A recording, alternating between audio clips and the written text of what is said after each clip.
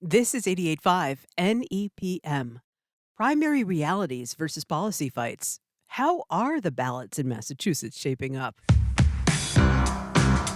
I'm Carrie Healy, and this is Beacon Hill in 5, your quick look at the week ahead in Massachusetts government and politics. Sam Drysdale of the State House News Service joins us. Thanks for being here, Sam. Thanks for having me on. State voters are weighing key matchups as the September 1st primary enters its final stretch. Meanwhile, some voters may need to start reading now in order to finish the 88-page voter's guide for the packed November ballot.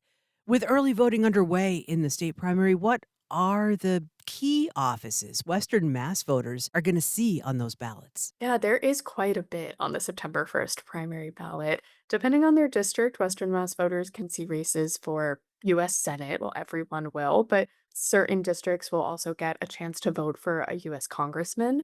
You'll get a chance at voting for the governor's council, state senate, state representative. There are also some county offices, including Franklin County Sheriff's race to fill a vacancy there.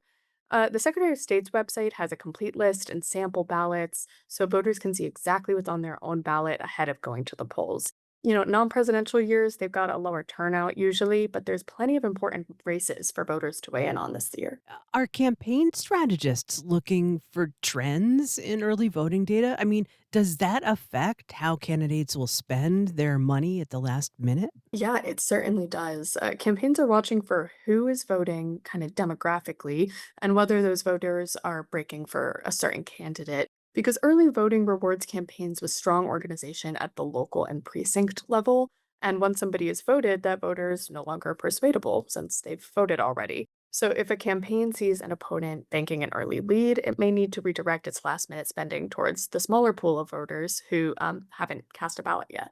Let's look ahead to November. The order of the 9 ballot questions as they appear on the ballot is set.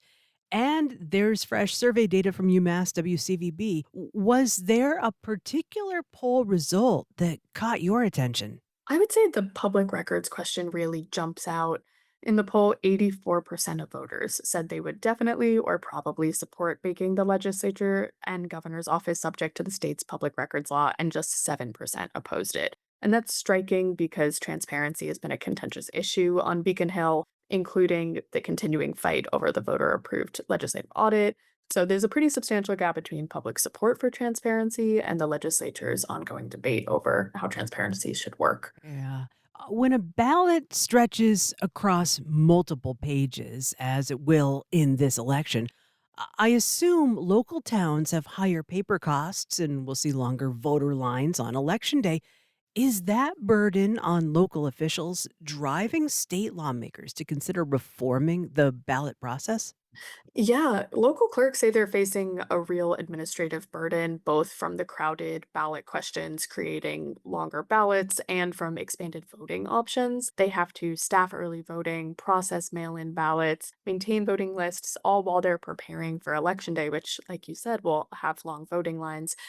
The state does reimburse municipalities for all of these costs, but clerks have questioned whether the current system's efficient. I actually asked Secretary of State William Galvin about this last week, though, and he essentially said local election officials are compensated for their work.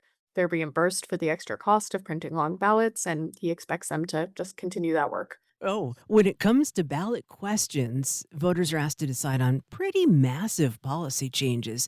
Is that true direct democracy at work, or is it special interests bypassing Beacon Hill because the legislature won't act?